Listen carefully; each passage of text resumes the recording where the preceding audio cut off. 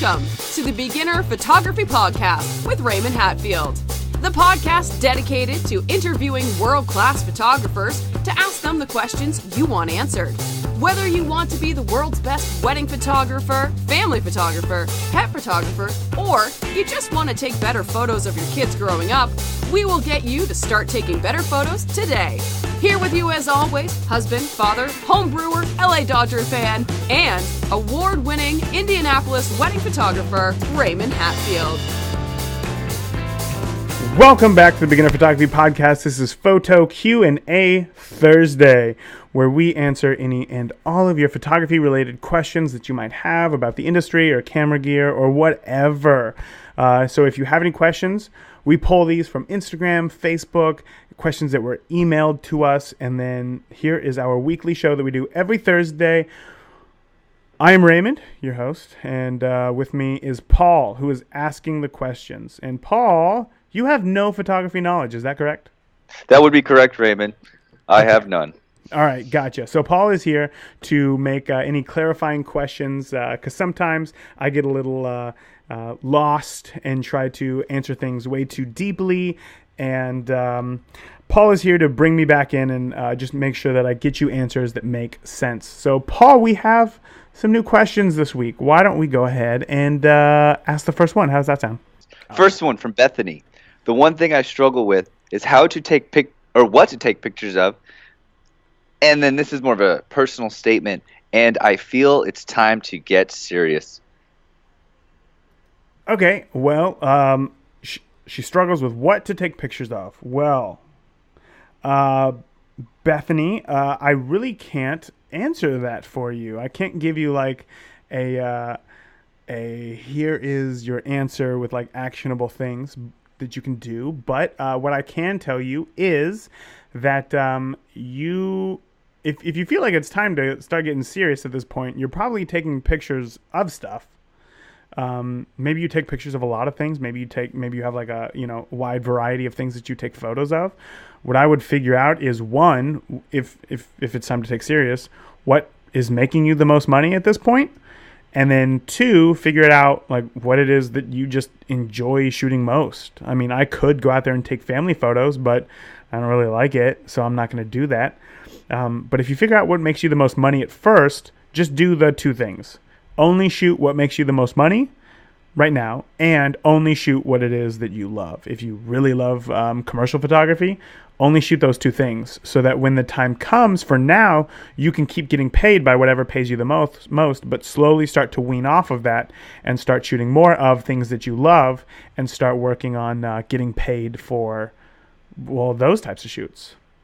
And if you think that it's time to get serious at this point, I mean, just go all in, man. I believe in you. You can do this, Bethany. You got this. You got this. That is a great way to answer it. I was thinking about this essentially the same way. And then my question to you, but you answered it, was: is it more important for her or somebody really beginning to want to take this serious to make money or do take pictures of what they love? And I think you answered it. You got to pay the bills. The bank does not care. That's true. All right. You do have to pay the bills. You do have to pay the bills for sure. It is important, but I mean, you got to shoot what it is that you love to shoot. All right. Next one from Cesar. How do you know whether to change the shutter speed or the ISO? Okay, this is a bit more of a technical question. This one I can answer with a direct, more of a direct answer. So your ISO is the sensitivity of the amount of light that's coming in, right? So in a very dark situation, a reception, or it's dusk, or whatever, you're going to want a higher ISO so that your sensor is more sensitive to the little amount of light that's coming in. Shutter speed controls how long your sensor is exposed to any amount of light that's coming in. So what you want to ask yourself is, if you don't know, if you're in a situation and you're like, oh my gosh, should I change my shutter speed or my ISO right now?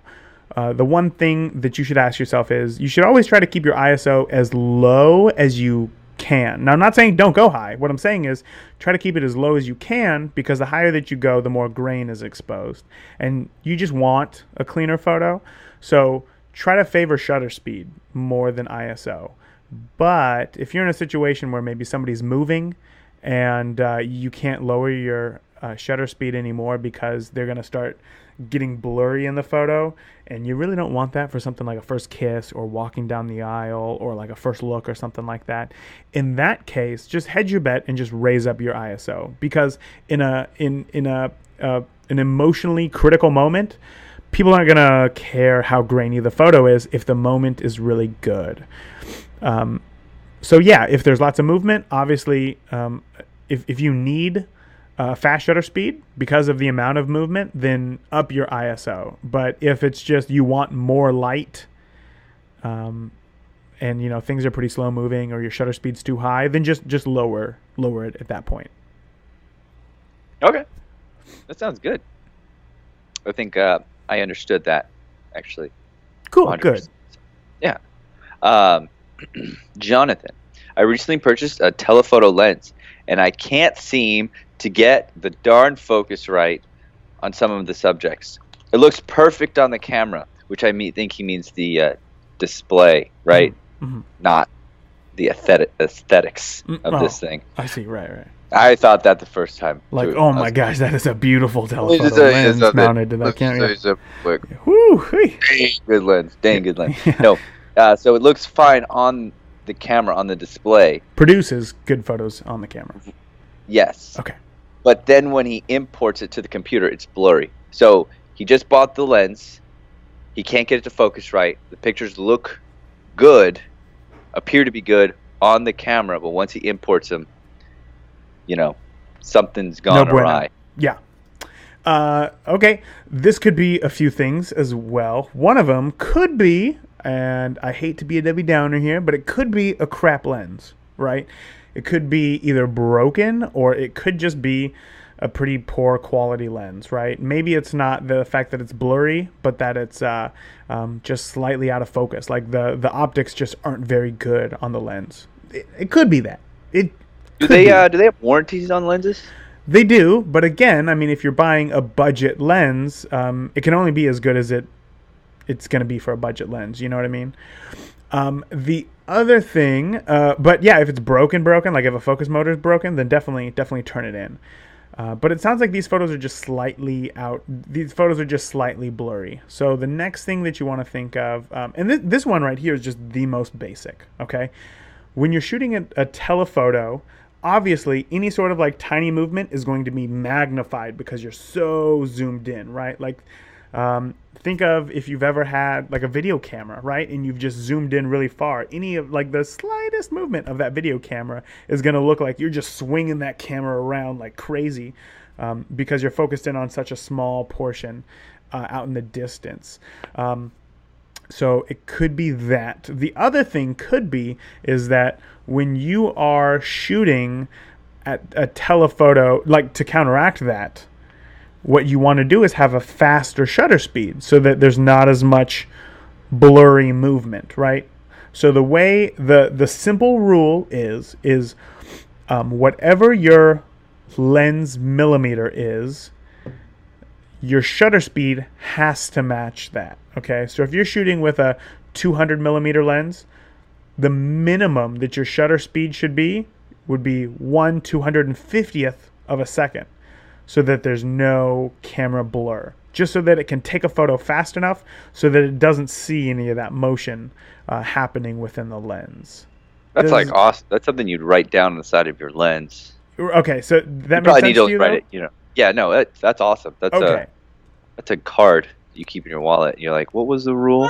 Bam. Yeah, well, yeah, it can be, right? So it just like match, and that's just for the minimums. You can always go higher. If you have a 200 mil lens, you can always shoot 1/1000th of a second. Make sure that you're freezing your subject.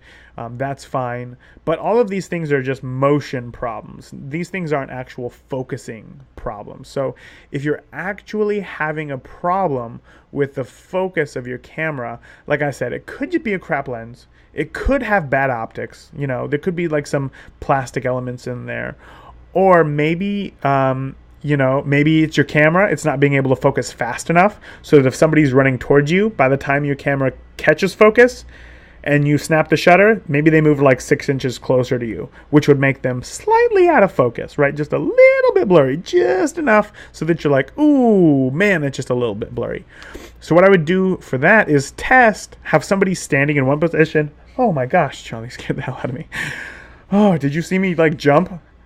No? Okay. You scared me, buddy. What I would do in that situation is have somebody standing still, not moving forward or away from you, have good light so that you can get rid of that element, and then focus on them and then take a picture from you standing still to see if they're in focus. Because if they're in perfect focus, then you know that it's not the lens and that it's not the amount of light that's coming in your camera. It's simply that the subject is moving too much in everyday life.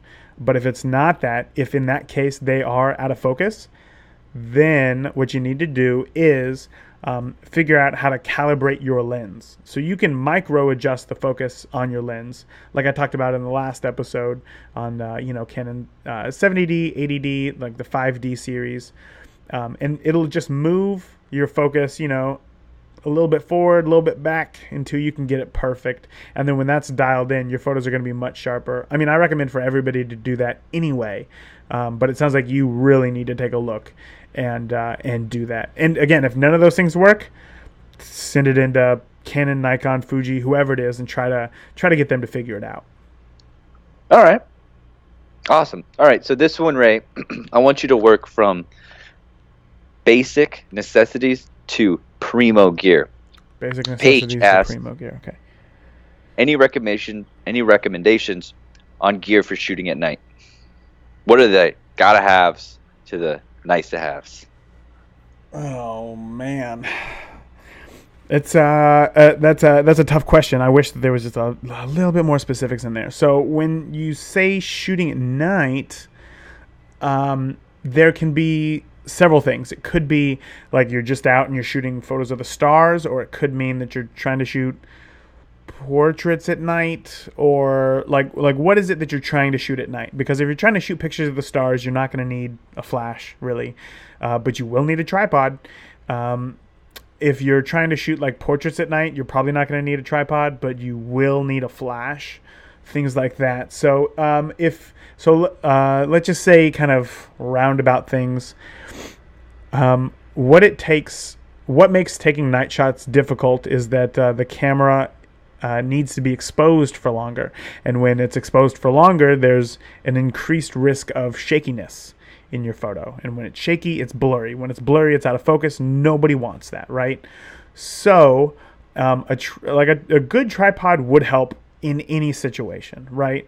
Typically, if you're taking portraits, you wouldn't need it, or like it might just get in the way, but it would ensure that you don't get really like blurry photos.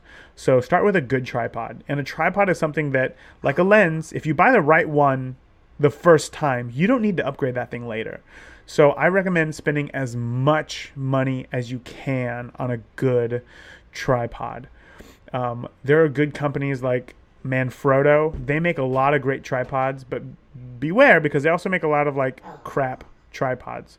So I would say that a good tripod for any beginner would be around the $125 range for a tripod. Next is a simple timer, or a remote rather. I don't use these things because I would rather just bump up my ISO. But if you're shooting pictures of stars, you can't keep bumping up your ISO because that's gonna ruin the photos of the stars. So you would need a trigger for something like that. But again, if you are taking pictures of stars or the night sky, a remote trigger is a must. And then I would honestly say like a good flash. A good flash is worth its weight in gold. I would recommend, if you're taking photos of night stuff, you don't need as bright of a flash as a speed light. So you can just get away with like a video flash, which is like, or a video light, which is like the one that I have here. You can see this thing is like really bright, right? Like, oh my gosh, if you're watching me on YouTube right now, I have to like squint an eye because it gets really bright.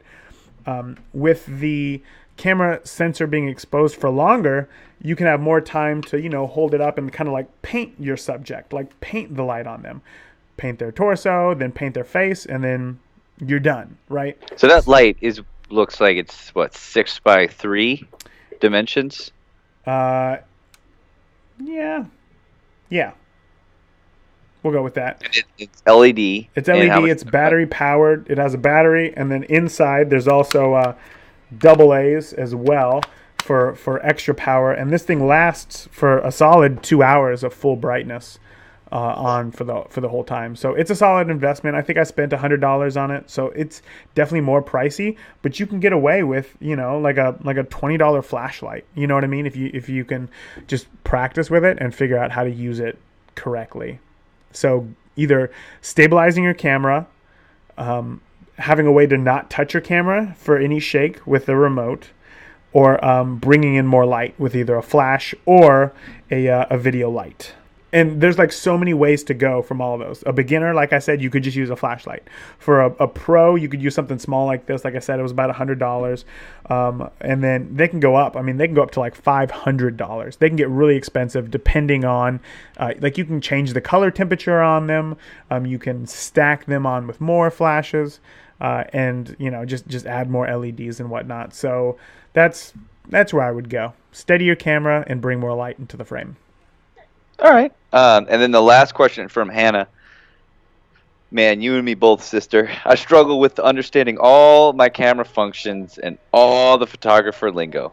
I also struggle with my shutter speed for action shots. Wow. Yeah, that is you. That's you to a T.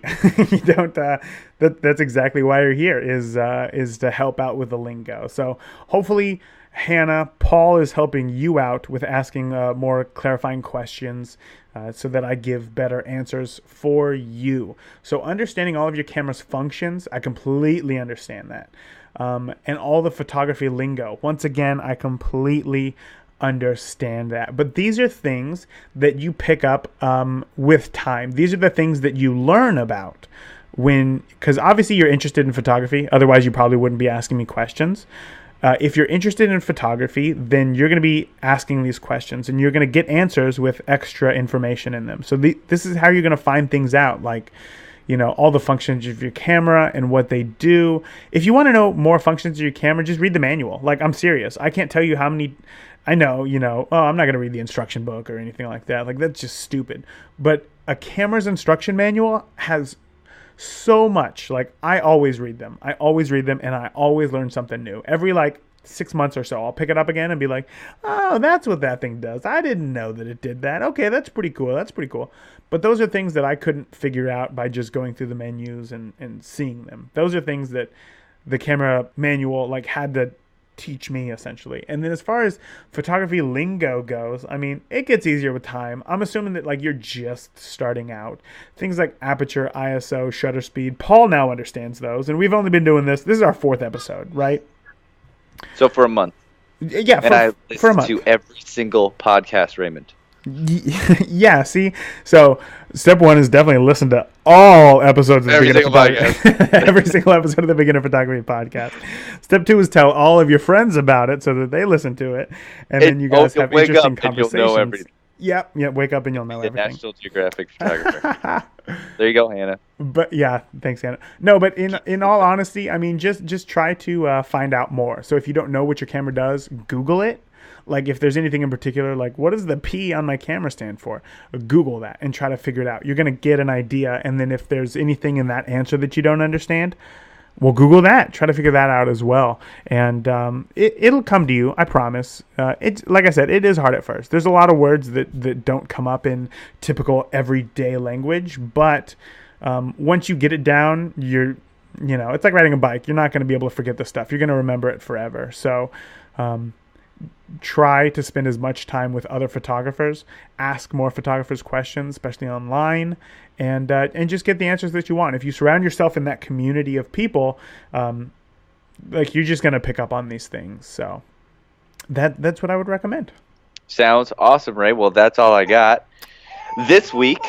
Right on. Paul, once again, thank you so much for asking the questions that the fans want answered. You did a wonderful job, and I can't wait for next week's episode. Next week is the week after Christmas. I can't believe that we're only 1 week away. What? Yeah, exactly. And I got a really awesome episode coming up on the podcast of this one's just going to be me, of how you are going to improve your photography in 2017. So I'm going to have a whole list of things that are actionable things that you're going to be able to do in the next coming months, or the next coming year rather, so that you really improve upon your photography and you're able to take it to that next level. And it's not going to be something that you are going to want to miss. Well, maybe you will, because you're not really a photographer. Yeah, but I'm still going to download it. Okay, right on. Kicks. Just for I like to keep my phone on all the time. Because I'm Speaker bored. always playing something, so when I'm sleeping, Right on. Well, again, I would appreciate you listening to me in your dreams. That's weird. Well, then, until next week, Paul, I hope that you have a Merry Christmas, and I will talk to you next week. To everybody else, Thank you, Ray. get out there and keep shooting. Paul, I will talk to you next week. All right, see ya. Thank you for listening to today's episode of the Beginner Photography Podcast. Be sure to join the conversations on Facebook and Instagram. And if you want any links or resources we talked about in today's episode, check out the show notes at beginnerphotographypodcast.com. See you again next week.